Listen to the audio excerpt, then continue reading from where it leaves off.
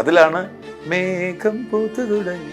ആ പാട്ടെന്ന് പറയുന്നത് എനിക്ക് തോന്നുന്നത് എനിക്കൊരു 20 വയസ്സുള്ളപ്പോഴേ എനിക്ക് മോഹൻചേട്ടൻ അറിയാം. ഞങ്ങൾ അന്ന് ചെയ്തപ്പോൾ ഏറ്റവും വലിയൊരു പ്രോഗ്രാം അന്നത്തെ പ്രായത്തിൽ, എൻ്റെ 20 വയസ്സിലുള്ള പ്രായത്തിൽ, കാലങ്ങൾ മാറിയപ്പോൾ മറ്റു ചിലർ കയറുന്നു, അപ്പോൾ ചിലർ അതിന് വേണ്ടിയിട്ട് വഴിമാറി കൊടുക്കേണ്ടതായിട്ട് വരും. അന്നാണ് ചേട്ടനുമായിട്ട് മോഹൻചേട്ടനുമായിട്ട് ബന്ധം.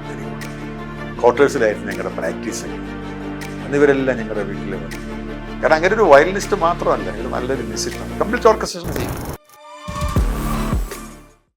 മോഹൻചേട്ടൻ എനിക്ക് വർഷങ്ങളായിട്ട് അറിയാം. അന്ന് എനിക്ക് തോന്നുന്നത് എനിക്കൊരു 20 വയസ്സുള്ളപ്പോഴേ എനിക്ക് മോഹൻചേട്ടൻ അറിയാം. ഞാൻ നേരത്തെ തുടക്കത്തിൽ ഞാൻ പറഞ്ഞില്ല, ഞങ്ങൾ അജയനും ഒക്കെ ആയിട്ട്, അജയൻ്റെ അനുജൻ, ഇന്ന് ലൈവായിട്ട് നിൽക്കുന്ന പാപ്പനംകോട് അനി, എൻ്റെ സ്വന്തം,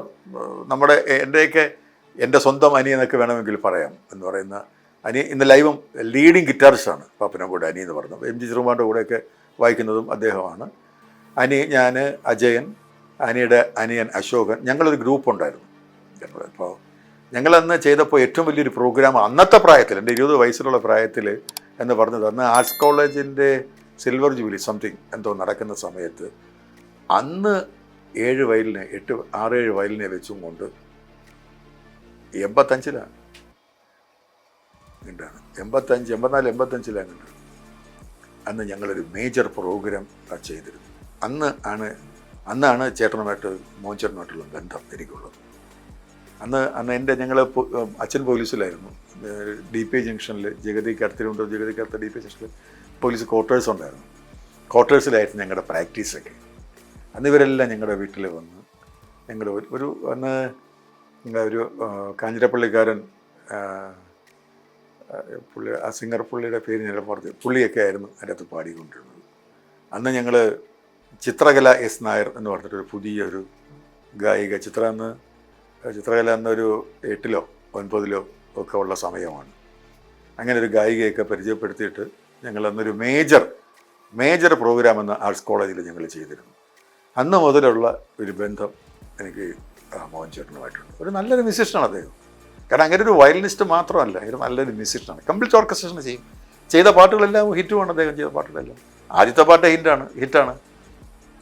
1 മുതൽ 0 വരെ, 1 മുതൽ പാട്ട് തുടങ്ങി ഇങ്ങോട്ട് പോയ എല്ലാ പാട്ടുകളും മനോഹരമായ മിശ. പിന്നെ എല്ലാവർക്കും ഒരു ഏറ്റവും ഉണ്ടാകുമ്പോൾ എല്ലാവർക്കും അതുപോലെ തന്നെ ഒരു ചെറിയ ഇറക്കം ഉണ്ടെന്നുള്ളത് മാത്രമേ. അല്ലാതെ മോഹൻചേട്ടന് സംഗീതം അറിഞ്ഞുകൂടാന്നോ, മോഹൻചേട്ടനൊന്നും ചെയ്യാനറിയുന്നത്. പിന്നെ കാലങ്ങൾ മാറിയപ്പോൾ മറ്റു ചിലർ കയറുന്നു, അപ്പോൾ ചിലർ അതിന് വേണ്ടിയിട്ട് വഴിമാറി കൊടുക്കേണ്ടതായിട്ട് വരും. സ്വാഭാവികമല്ലേ, അത്രേ വന്നിട്ടുള്ളൂ. പക്ഷേ എനിക്ക് വളരെ ഇഷ്ടമുള്ളൊരു കലാകാരനാണ്, എനിക്കൊരു ഇഷ്ടമുള്ള ഒരു മ്യൂസിഷ്യൻ ആണ്, മ്യൂസിക് ഡയറക്ടറാണ്. നല്ലൊരു ഓർക്കസ്ട്രേഷൻ പുള്ളി ചെയ്തു കൊടുക്കും.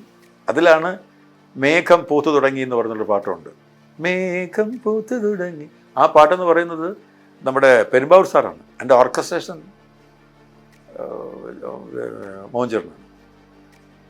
അത്രയും മനോഹരമായിട്ട് നല്ല മ്യൂസിഷ്യനാണ്, നല്ല ടാലൻ്റുള്ള മ്യൂസിഷ്യനാണ്. ഞങ്ങൾക്ക് ചിരിക്കാൻ പറ്റുമോ പറയുന്നുണ്ട്. ഞാൻ കയ്യിൽ കർച്ചീഫ് എന്തോ, ഞാൻ വായിക്കാത്ത കർച്ചീഫ് ചുട്ടുള്ളൂ. അപ്പോൾ ഇങ്ങനെ സിറ്റുവേഷൻ അതാണ്. മാഷ് ഇങ്ങനെ പറഞ്ഞു കൊടുത്തു, ചിത്രം മൂടുന്നത് എടുക്കാമെന്ന് പറഞ്ഞു. ഇപ്പോൾ ദാസേട്ടൻ ഇവിടെ ഇരിപ്പുണ്ട്. ഞങ്ങൾ പറയുന്നു, നിനക്ക് എൻ്റെ അർത്ഥം അറിഞ്ഞു, എൻ്റെ അമ്മയുടെ ചോദിച്ചാൽ മതി, അവളെ പറയും കേട്ടോ. ചിത്രം പാടി കൃത്യമായിട്ട് പാടിയത് ദാസേട്ടാണ്. എന്നൊരടി അടിച്ചു. ഇതൊക്കെ ചിരി എന്തിനാണ് ഞങ്ങൾക്ക് പറഞ്ഞത്? ഇവിടെ ഞങ്ങളെല്ലാം വളഞ്ഞ് വലിയ ഹോളിലിരിക്കുന്നു, ഇവിടെ നടക്കരുതാണ് പാടുന്നത്. നമ്മൾ വല്ലതും ആണെങ്കിൽ മേലെ തബലയെ തൊടില്ല. തബല കൊണ്ട് അന്നത്തോട് കടലിൽ എറിഞ്ഞിട്ട് ഓടിത്തള്ളും.